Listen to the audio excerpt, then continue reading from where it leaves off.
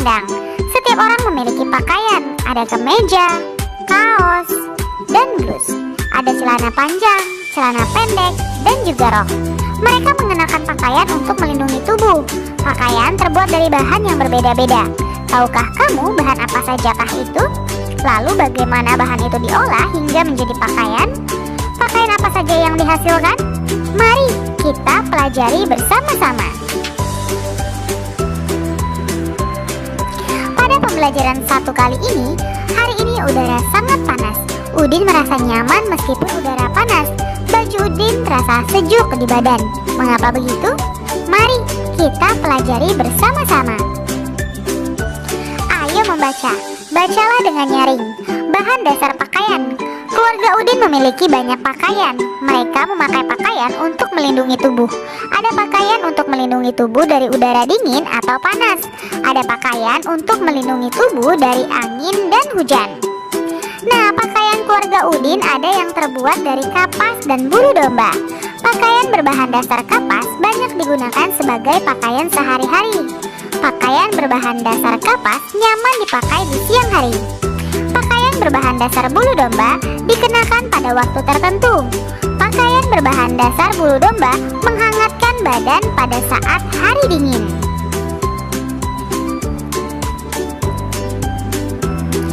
Nah, Ibu Udin memiliki kain tenun yang terbuat dari serat sutra. Pakaian yang terbuat dari serat sutra termasuk pakaian istimewa. Pakaian yang terbuat dari serat sutra biasanya digunakan saat acara khusus. Berbeda dengan Udin, pakaian orang-orang zaman dahulu terbuat dari kayu dan hewan. Pakaian mereka sangat sederhana. Satu pakaian mereka digunakan untuk berbagai keadaan. Hampir semua bahan dasar pakaian terdapat di alam. Bahan dasar pakaian jumlahnya terbatas. Nah, jagalah pakaianmu agar dapat digunakan dalam waktu yang lama. Tuhan menyukai orang-orang yang menjaga apa yang dimilikinya. Sekarang ayo kita berlatih. Bacalah kembali teks bahan dasar pakaian dengan teliti. Lalu garis bawahi kalimat pertama dari setiap paragraf ya. Kemudian tuliskan isi cerita dari setiap paragraf tersebut. Misalnya, bahan dasar pakaian. Pada paragraf pertama, itu dapat kalian buat pakaian digunakan untuk melindungi tubuh. Lalu pada paragraf kedua, pakaian ada yang terbuat dari bulu domba atau dari kapas. Lalu paragraf ketiga, pakaian dari serat sutra biasanya digunakan untuk acara khusus. Pada paragraf keempat, pakaian orang zaman dahulu biasanya dari kayu dan kulit hewan. Dan paragraf kelima, Tuhan menyukai orang-orang yang menjaga apa yang dimilikinya. Sekarang ayo menulis. Kamu sudah menemukan isi cerita dalam setiap paragraf. Informasi apa saja yang kamu dapatkan dari setiap paragraf? Coba tuliskan jawabanmu dalam kalimatmu sendiri ya. Misalnya, pakaian yang kita gunakan berfungsi untuk melindungi tubuh. Pakaian bisa terbuat dari kapas dan bulu domba. Ada juga pakaian dari serat sutra yang digunakan untuk acara khusus. Hampir semua bahan dasar pakaian tersedia di alam. Kita harus menjaganya. Tuhan menyukai orang yang menjaga apa yang dimilikinya.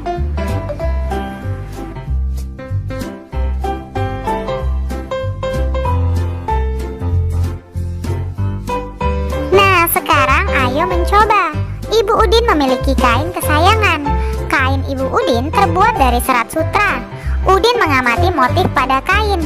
Udin menemukan beberapa motif bangun datar pada kain. Ia menggambar beberapa motif yang ditemukan. Seperti ini.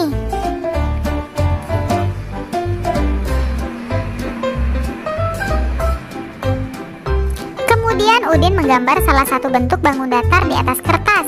Udin menggunting kertas mengikuti bentuk bangun datar. Lalu Udin melipat kertas hingga sama besar dan saling menutupi. Coba, lakukanlah seperti Udin. Hitunglah banyak cara melipat yang dapat kamu temukan.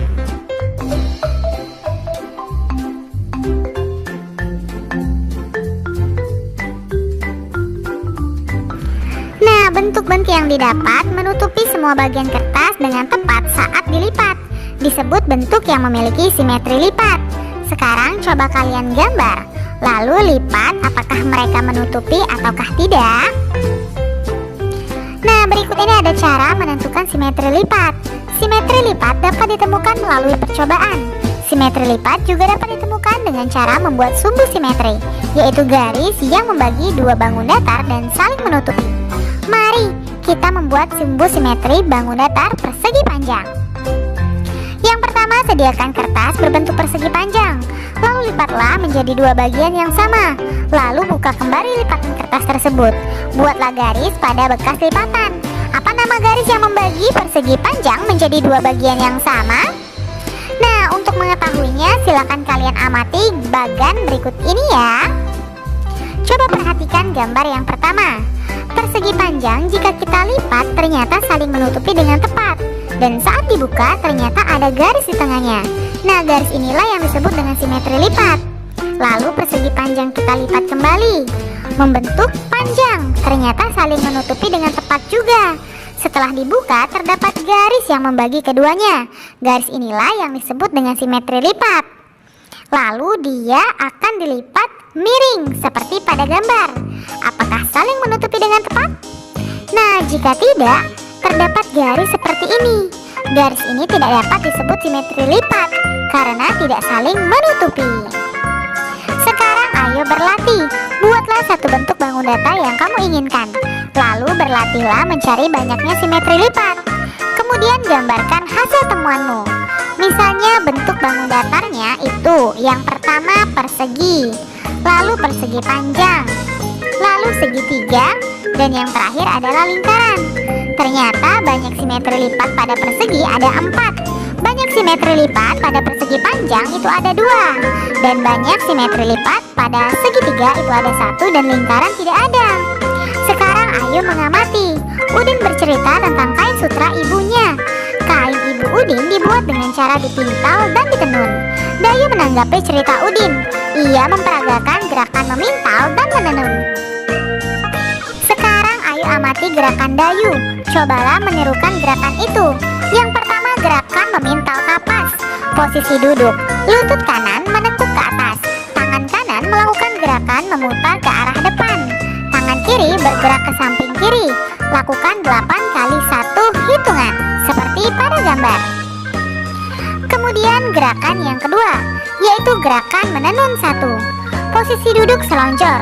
Kedua tangan bergerak lembut ke kanan, atas, dan bawah. Lalu ke kiri, atas, dan bawah. Kepala bergerak mengikuti arah tangan. Lakukan hingga 8 kali 1 hitungan. Nah, selanjutnya gerakan menenun 2. Perhatikan gambar berikut ini dengan seksama. Gerakan menenun 2. Posisi duduk selonjor. Kedua tangan bergerak kuat ke arah jari kaki. Lalu bergerak lembut ke arah perut. Badan membungkuk saat tangan ke depan dan tegak saat tangan bergerak ke arah perut. Lakukan hingga 8 kali 1 hitungan ya.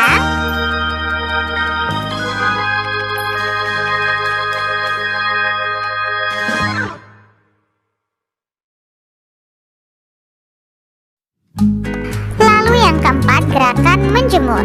Posisi berdiri. Kedua tangan bergerak kuat ke kanan atas. Lalu bergerak lembut ke kiri bawah. Lakukan bergantian arah.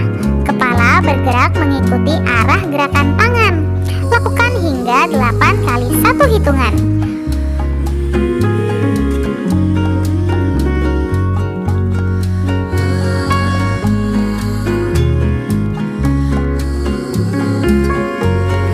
Nah, sekarang ayo menari. Ibu Dayu bercerita ada sebuah tarian namanya tari Pontanu. Pontanu artinya menenun. Tarian itu berasal dari Sulawesi Tengah. Peragakan gerakan memintal dan menenun di atas. Nah, coba kalian perhatikan gambar berikut ini. Kamu dapat merangkainya menjadi sebuah tarian. Kamu dapat menggunakan musik daerahmu sebagai pengiring. Berkreasilah dan teruslah berlatih sampai gerakanmu halus.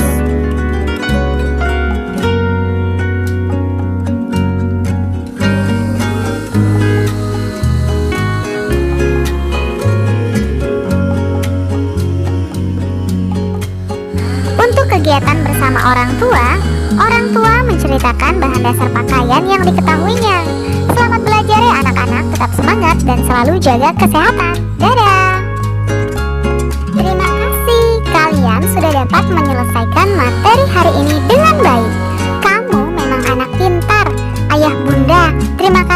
sudah mendampingi Ananda hari ini. Semoga Ananda memahami materi pembelajaran hari ini dengan baik.